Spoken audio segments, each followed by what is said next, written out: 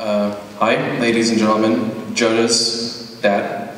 My name is Nat Gordon. I'm the lead designer, animator, modeler, and level designer.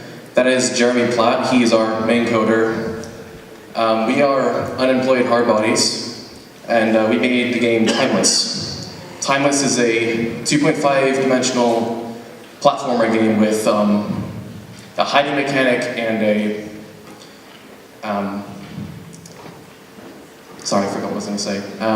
As I made the animations for all of the characters, so our player model can move forward, backward.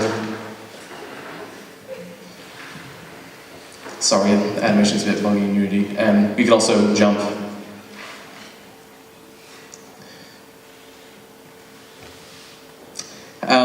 So our game is mainly based around art, cinema, and a story.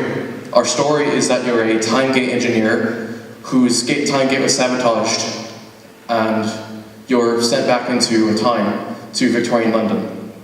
So the character walks around Victorian London, and she realizes that the time gate piece, which is a crystal, is stuck on Queen Victoria's throne, so she has to go to Buckingham Palace and get the time gate crystal back. And this bridge here is meant to be a more cinematic piece. It's supposed to have like a bunch of, lens flares, J.J. Abrams copyrighted lens flares, and the water is very faintly seen because we have like a lot of fog. But why are you jumping in? Anyway, so we go from the bridge to a marketplace. And the bridge is quite long. I'm very sorry for designing that.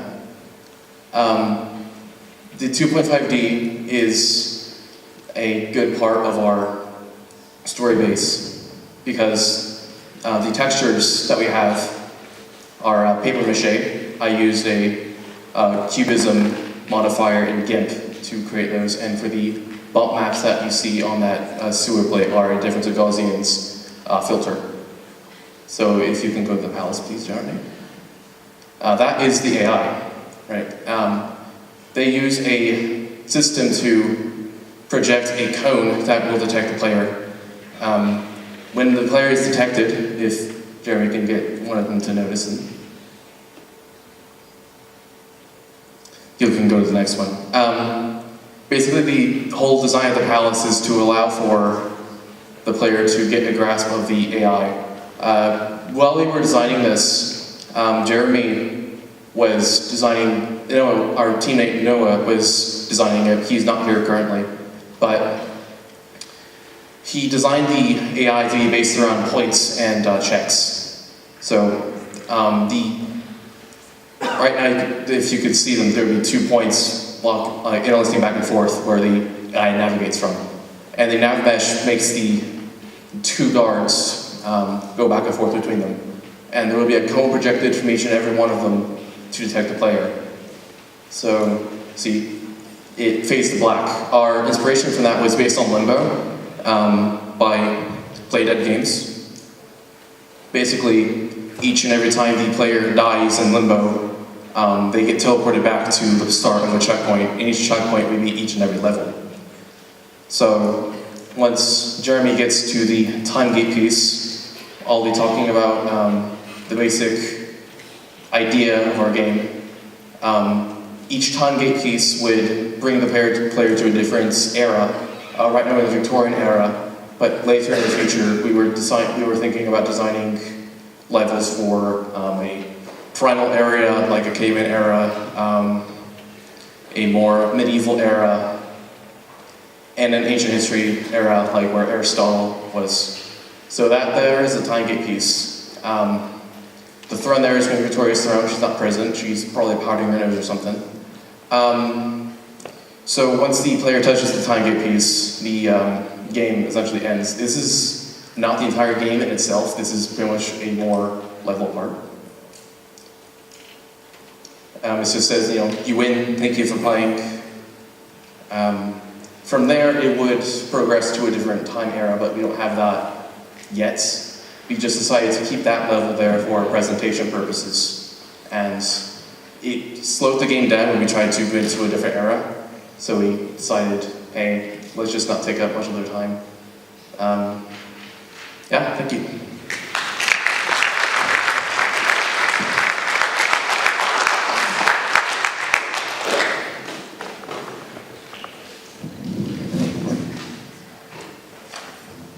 So, pretty cool. I like the direction you were going, or starting to go with the art. I would have liked to see it sort of completed, or just go in that direction a little more. I saw a few things that were cell shaded, and then there were other things that weren't cell shaded.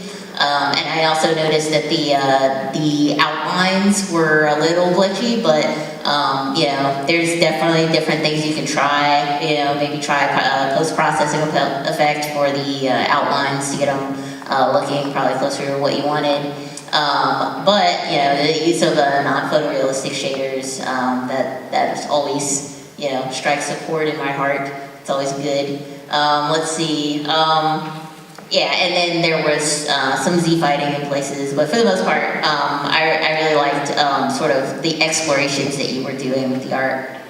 It was really hard to tell what my goal was as a player. I didn't see any HUD elements really, and there was, I mean, the gameplay was kind of restricted where you were just sort of moving left to right. So I would have liked to see a little bit more about like when I would have had to jump. You know, like what kind of things would I be doing in this game. So that's that was something that I would have liked to see more of. But ultimately, good job. Yeah, I liked it. Yeah, I thought there was some good effort shown in the creation of the art assets, and the worlds were pretty big and covered a lot of space. It did seem to limit the ability of time to get it all textured.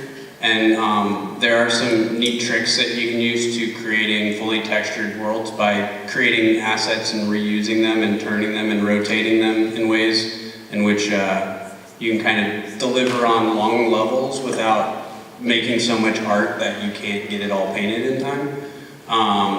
I think some of the AI and stuff is good to start exploring that, but it's better to try to deliver on stuff that actually shows off how that mechanic's working. And a lot of the things were paced out in a way where when the player got there, the guard was walking away, and it was going to be almost a full minute or so, it seemed like, till the guard turned around and could notice the player. So the level design didn't necessarily show off the feature, it just had an animating thing in the background. And it may even cause confusion if a player's just kind of like hanging around to see what happens and then all of a sudden they die.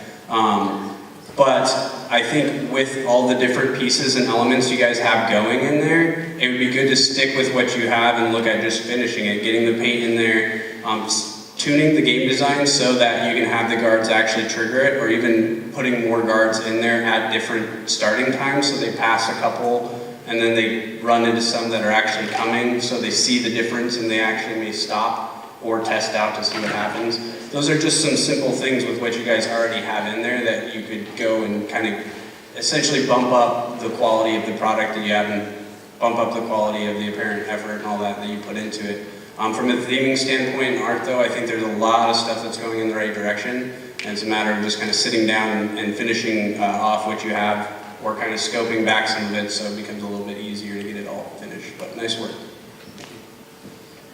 You've got a good thing started here. You have some clear gameplay goals, and I think once you explained it to us, it was pretty clear. We liked where it was going.